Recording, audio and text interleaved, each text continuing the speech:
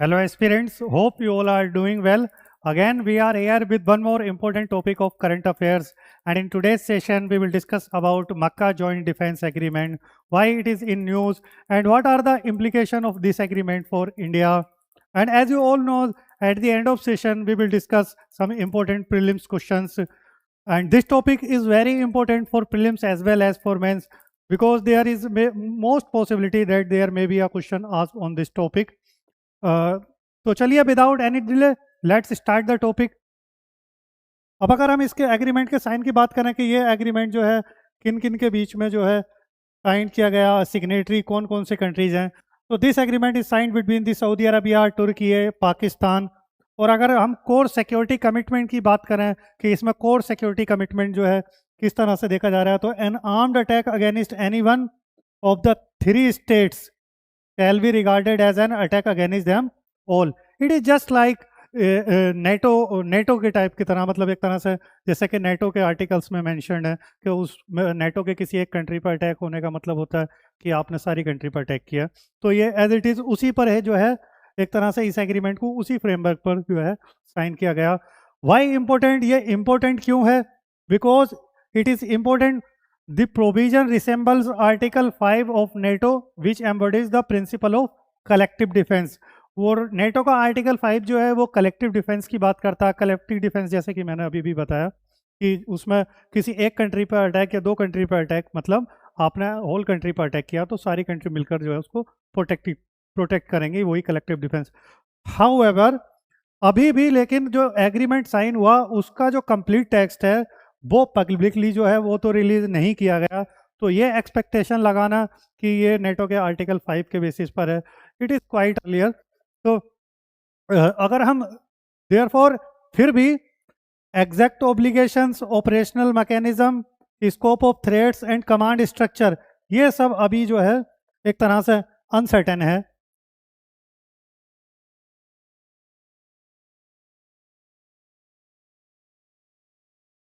अब क्वेश्चन आता है why is MZDA is significant. ये सिग्निफिकेंट क्यों है? तो possible new regional security architecture है। The MZDA could represent an attempt by Saudi Arabia to diversified its security partnership. Why the Saudi is moving towards diversifying its security partnerships? जैसा कि हमने देखा कि यूएसए उसको एज ए सिक्योरिटी प्रोवाइड करता है, but जो रीसेंट थ्रेट यानी कि जो अटैक्स थे ईरान के एक सऊदी की तरफ, एक तरह से यानी कि सऊदी की तरफ तो नहीं कहा जा सकता उसको एग्जैक्टली, बट हाँ ईरान ने कहीं ना कहीं जो है यूएसए के उन पर टारगेट किया, यूएसए को ही टारगेट किया था एक तरह से, उसके चाहे एयर बेसिस हो, जो भी हो, उसकी चाहे जो भी प्रॉपर्टी हो, उनको ही टारगेट किया था ईरान ने। तो क्योंकि सऊदी सिक्योरिटी लेता है यूएसए से, तो उसके बेसिस पर जो है सऊदी को एक तरह से देखा जाए तो यूएसए उस सेंस में सिक्योरिटी प्रोवाइड करने में फेल रहा है। सो इसी यही वजह है जिस वजह से सऊदी जो है वो मूव कर रहा है, यानी कि वो अपनी डाइवर्सिफाई कर रहा है अपने सिक्योरिटी पार्टनर्स को। सऊदी अरबियाज रीसेंट मूव्स, अगर हम सऊदी अरबियाज की जो रीसेंट मूव्स हैं वो किस तरह की रही हैं, तो स्ट्रेटेजिक म्यूचुअल डिफेंस एग्रीमेंट रहा SMDA सऊदी अरबिया पाकिस्तान के बीच में। मल्टीनेशनल मैरीटाइम डिफेंस अलायंस है, 14 country maritime security management Saudi Arabia appear to be exploring. And MJDA now, जो MJDA यानी कि ये जो अभी करंट एग्रीमेंट है ये है between Saudi Arabia, Turkey and Pakistan.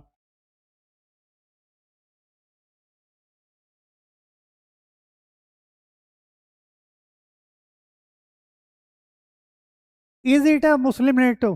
क्या हम इसको मुस्लिम नेटो कह सकते हैं, या फिर बहुत अर्ली होगा कि हम इसको मुस्लिम नेटो कहें? तो why comparison with NATO are being made, यानी कि इसको कंपैरिजन क्यों किया जा रहा है नेटो के साथ में? तो अगर हम सिमिलैरिटी की बात करें तो MJDA attack on one, attack on all, यानी कि जो ये एग्रीमेंट साइन किया गया, अगर इसमें अटैक किसी एक कंट्री पे होता है तो इसका मतलब यह है बाकी अदर 2 कंट्री पे भी अटैक होता है, यानी कि वो म्यूचुअली एक दूसरे को सिक्योरिटी प्रोवाइड करेंगे। और नेटो का आर्टिकल भी सेम बात करता है जो कि कलेक्टिव डिफेंस प्रिंसिपल की बात करता है।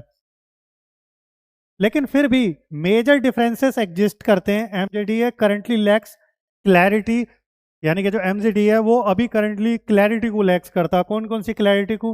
परमानेंट मिलिट्री कमांड को लैक करता है, इंटीग्रेटेड फोर्सेस को, कॉमन डिफेंस प्लानिंग को, ऑटोमेटिक मिलिट्री इंटरवेंशन, या फिर डिफाइंड कॉमन एडवर्सरी को, या फिर institutional structure and large membership को। तो इसमें अभी भी अनसर्टेनिटी है। तो इसको अभी ये कहना कि ये नेटो मुस्लिम नेटो है तो ये थोड़ा अर्ली हो जाएगा।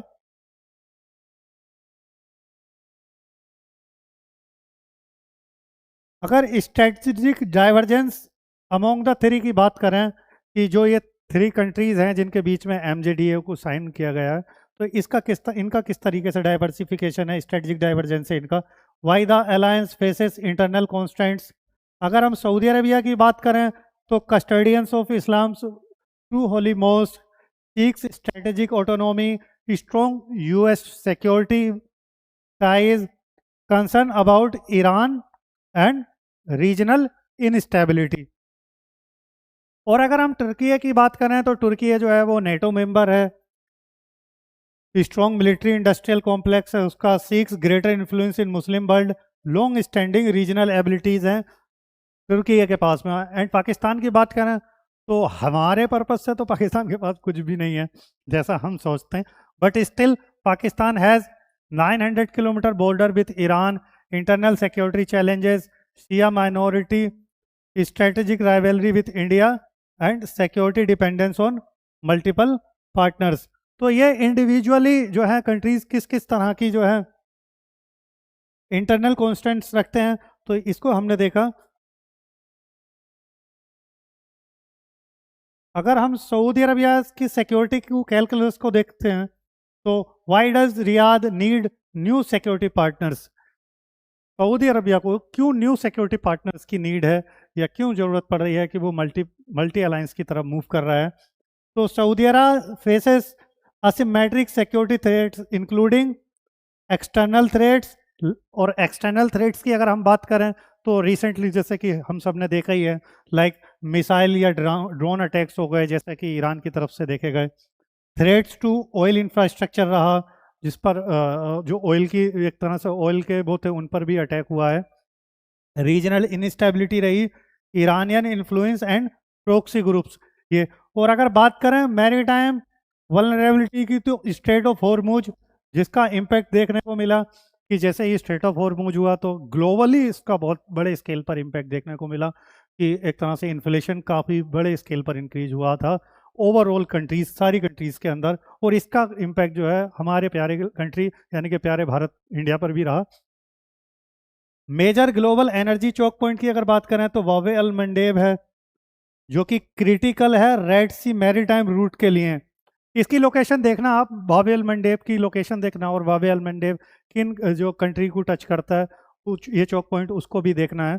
तो आप देखना इसको क्योंकि वावे अल मंडेब पर भी क्वेश्चन पूछे जाने की पॉसिबिलिटी है इस बार, शायद प्रीलिम्स 2027 में क्वेश्चन आ जाए। अब अगर हम इंटरनल डायमेंशंस की बात करें तो सेक्टेरियन टेंशंस है, सिक्योरिटी ऑफ क्रिटिकल इंफ्रास्ट्रक्चर है। अगर स्ट्रेटेजिक रेस्पॉन्स देखते हैं हम तो डाइवर्सिफिकेशन ऑफ सिक्योरिटी पार्टनरशिप्स।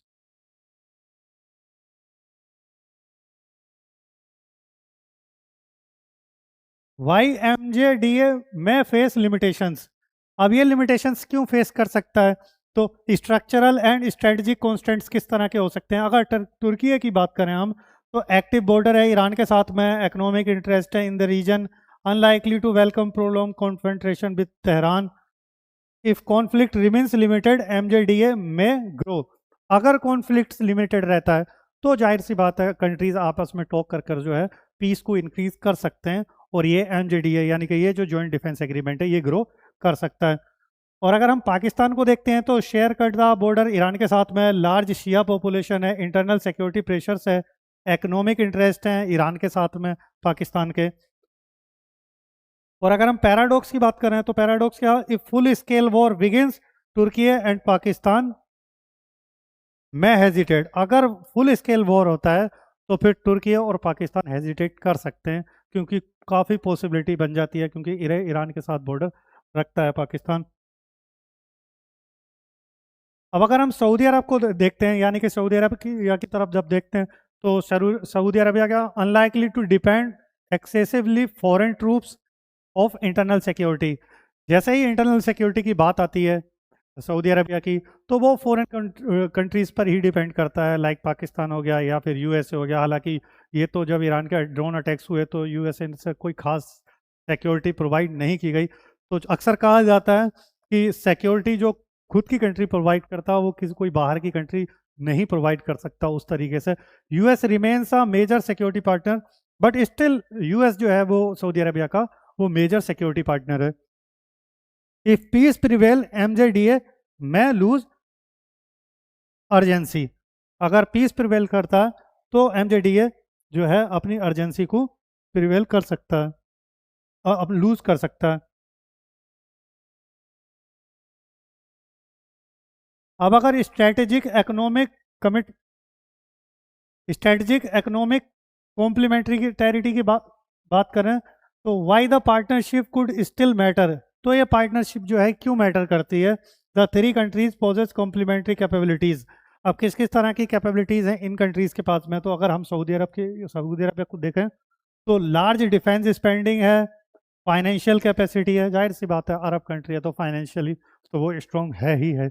और अगर तुर्की की बात करें तो तुर्की के पास किस तरह की कैपेबिलिटी है, तो Turkey has advance defence industry, drones, aerospace, naval systems and military exports, इस तरह की स्ट्रेंथ है तुर्की के पास में।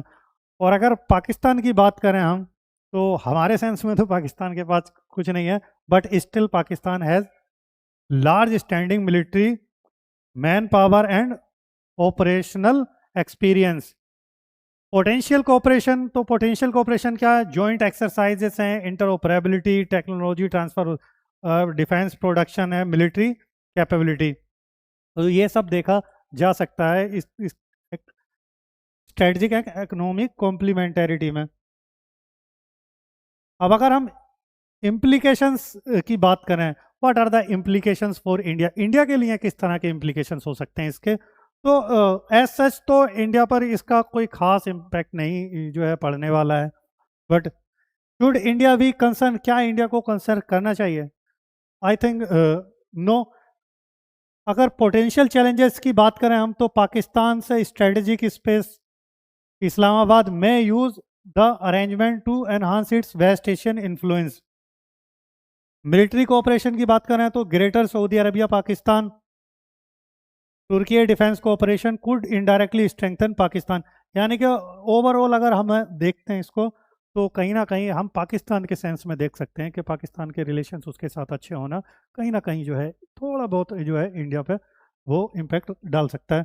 और अगर रीजनल पोलराइजेशन की बात करें तो emergence of competing security blocs could complicate India's West Asia diplomacy. अब ईरान फैक्टर को देखते हैं, ईरान का फैक्टर क्या है, ईरान फैक्टर किस तरह से, तो any confrontation involving Iran could affect India's energy security, connectivity, power, interest.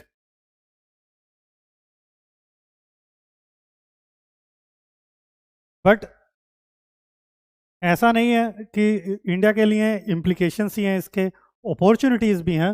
Opportunities for India अगर हम देखें तो इंडियाज स्ट्रेटेजिक रिस्पॉन्स किस तरह से हो सकता है विथ सऊदी अरबिया, इंडिया की किस तरह से एनर्जी पार्टनरशिप है, ट्रेड एंड इन्वेस्टमेंट है, डिफेंस कोऑपरेशन है एंड डायस्पोरा इंटरेस्ट, यानी कि बहुत सारे इंडियंस जो हैं वो सऊदी में रहते हैं, यानी कि बहुत बड़े स्केल पर रेमिटेंस आता है गल्फ कंट्रीज से ही अगर देखा जाए, स्पेशली सऊदी अरब से भी। और अगर हम तुर्की की बात करते हैं तो Turkey maintain diplomatic engagement, economic relations and dialogue regional issues.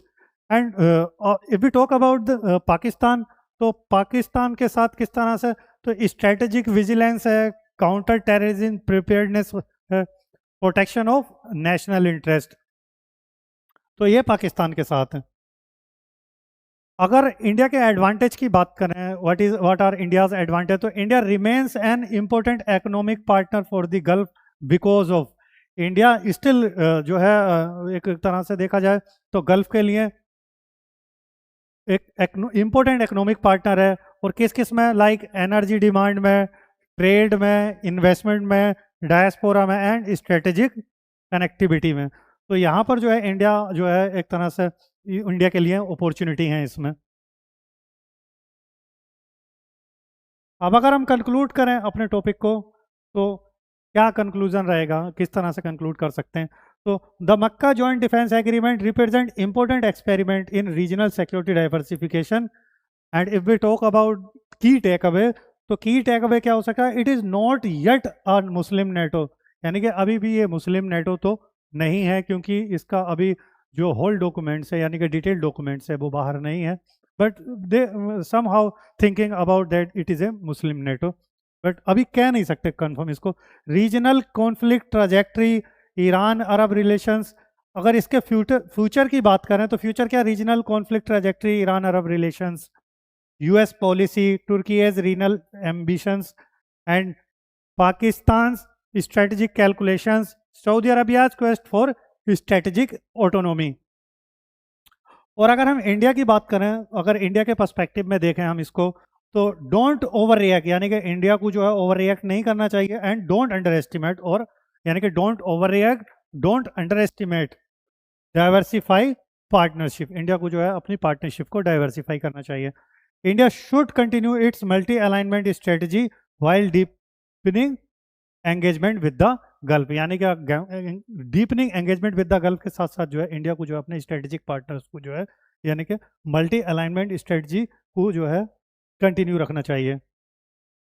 तो this is all about the topic. अब हम अपने क्वेश्चंस डिस्कस कर लेते हैं।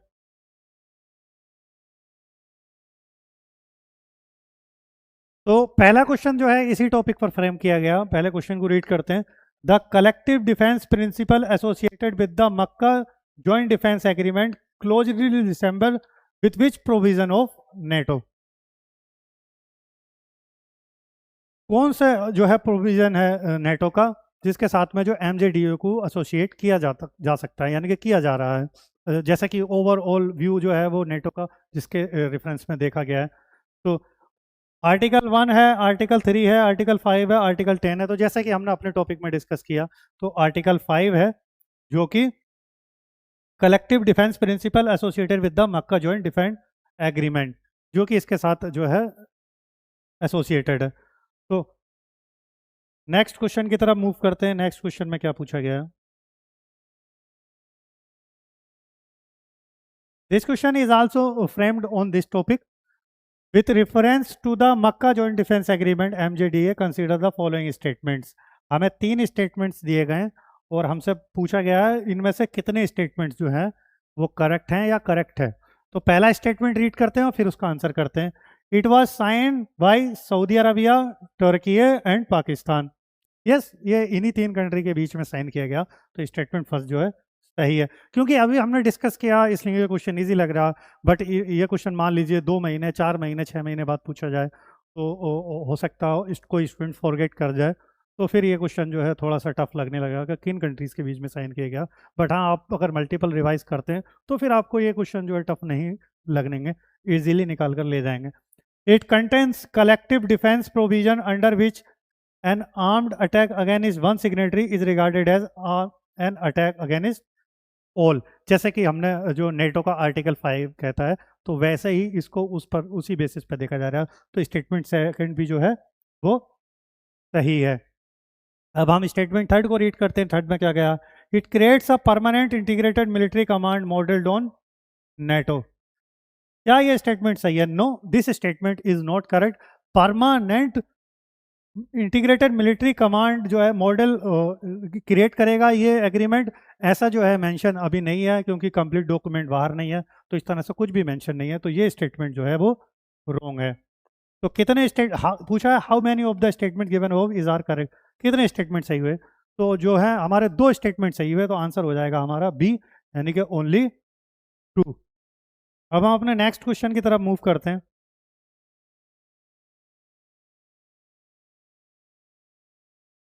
ये क्वेश्चन यूपीएससी ने प्रीलिम्स 2026 में ही पूछा है।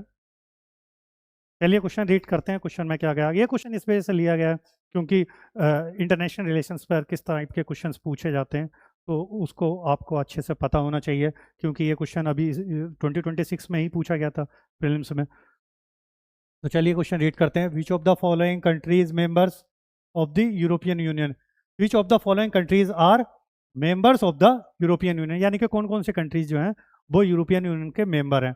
हमें 4 कंट्रीज दिए गए हैं, Belarus, Poland, Germany, Switzerland, and select the correct answer using the code given below. तो इनमें से कौन कौन से कंट्रीज हैं? तो जैसा कि हमने रशिया यूक्रेन के टाइम पर ही देखा था कि बेलारूस जो था वो यूरोपियन यूनियन का मेंबर नहीं था। बट अगर हम सिर्फ फर्स्ट को ही जानते हैं और फर्स्ट से ही अगर फर्स्ट रॉन्ग है तो फर्स्ट इसमें है और फर्स्ट जो है इसमें है, बट स्टिल हमें आंसर नहीं मिल पा रहा है।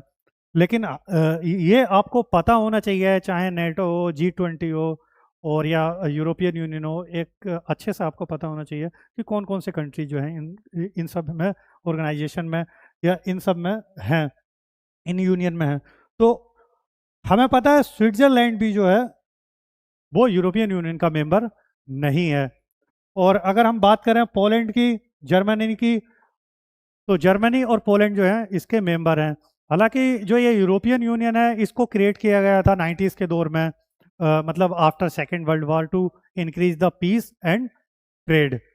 तो जर्मनी पोलैंड है, तो अगर 4 ही अगर मिल जाता कि स्विट्जरलैंड गलत है तो 4 से ही आंसर मिल जाता, ये गलत हो जाता, ये गलत हो जाता, and this one is also wrong. तो आंसर हो जाता हमारा सी, 2 एंड 3 ओनली, यानी कि पोलैंड एंड जर्मनी।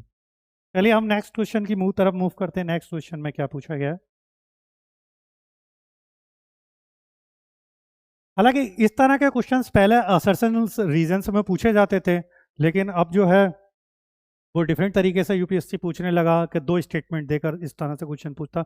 चलिए पहला क्वेश्चन रीड करते हैं। Consider the following statements. Statement first as one के तौर पे ये लिखा गया, ये इसको हमने थोड़ा सा लिखा है इस तरीके से। Israel has established diplomatic relations with some Arab states. ये एक सिंपल सा स्टेटमेंट है, इसमें कोई ऐसा एक्सट्रीम चीज़ नहीं लग रही है, ना कोई एक्सट्रीमिस्ट टाइप का कुछ लग रहा है कि हाँ कुछ इसमें गलत हो सकता है।